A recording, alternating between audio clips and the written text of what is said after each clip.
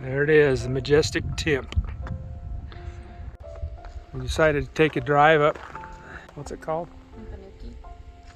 Alpine Loop Road, scenic drive. And we're looking at that mountain right there, Mount Timpanogos. Toying with the idea of maybe hiking that thing tomorrow. It's such a pretty mountain.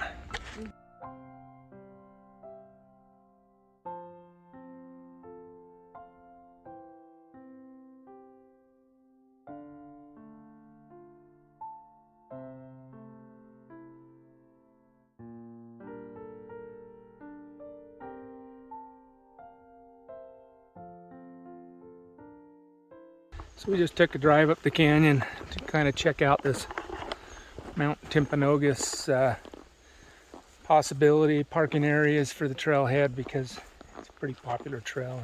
It gets super busy.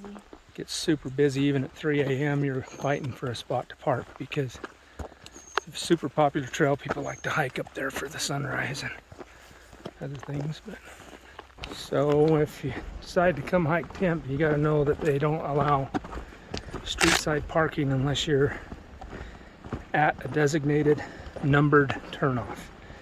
So if you're at the trail head and you're lucky enough to find a parking spot, that's great. But if it's full, which it often is, you have to go down the road up to a mile and a half to the numbered turnouts. Otherwise, you get towed.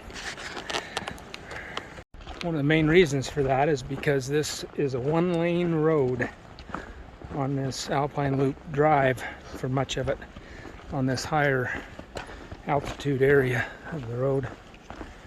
So, you know, you don't want to have two cars trying to pass while somebody's parked on the side of the road as well. It's just not enough room. It's dangerous as well. We just stopped at, what was it, turnout number 7? Which is up the road from the main trailhead about a mile. We're just walking up the trail to see what this little mile trail is like to get to the main trailhead. So this hike through the forest here is pretty.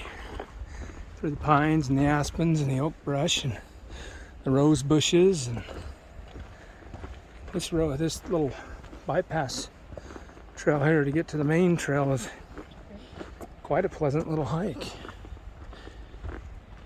It's just pretty. It just kind of parallels the road all the way to the trailhead, it looks like. Just checking out possibilities, I don't know. Toying with the fact of climbing Timp. 11,753 feet. Towers above Utah County Valley where we live by 5,600 feet. Big mountain. Yeah, it is. Great views up there. We've hiked it twice before. It's just amazing up there. Okay, we just got sight of the trailhead right there. That's the trailhead parking area. So we're almost a mile on this connector trail to get there from turnout number 7. Okay, so there's the trailhead parking lot.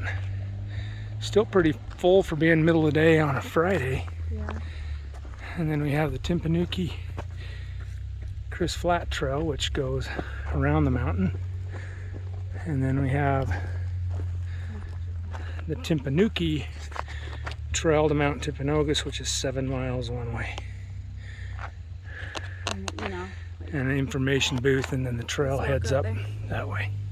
So here's some information about the trail if you're thinking about doing it. There's some sites along the way: Scout Falls and Emerald Lake and the summit, all worthy stops. And this is their suggestion on water. And make sure you have enough water, because I've been up here before where people are begging you for water because they didn't bring enough. And some time of the year the streams dry up and there's no water available on the trail, so you got to make sure you bring enough. And there's a emergency notice. I'll have to read up about turt. I'm not sure what that is. And then there's the trailhead login and Mount Timpanogos Wilderness. No drone zone. No snowmobiles. So the specs on this trail are like from the Timpanogos trailhead to the summit is like over 4,000 foot of elevation gain with about 8 miles, 7.5 miles. Yeah, 7.5, 8 miles to the summit from the trailhead. So it's an ambitious hike, rated as hard on all trails, and it is. It's hard. Last 2 times we did this trail, we were a long time on the trail. I want to say we started at like 5 in the morning and didn't finish with the trail till like 4 or 5 at night. It was an all-day event. And got these pretty flowers along the trail.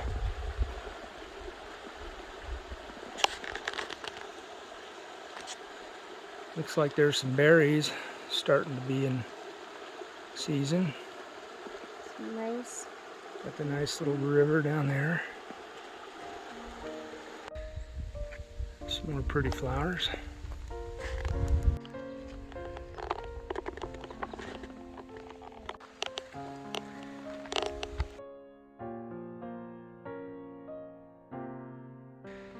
There's some little berries. Don't eat them berries. And check out that uprooted tree. That's pretty cool. Be mindful of the stinging nettle patches that litter this trail all the way up. You can touch them, right? Pads at your hands. You can touch them with the fronts of your hand, but you brush your leg up against it or the back of your arm or something. It's usually pretty painful.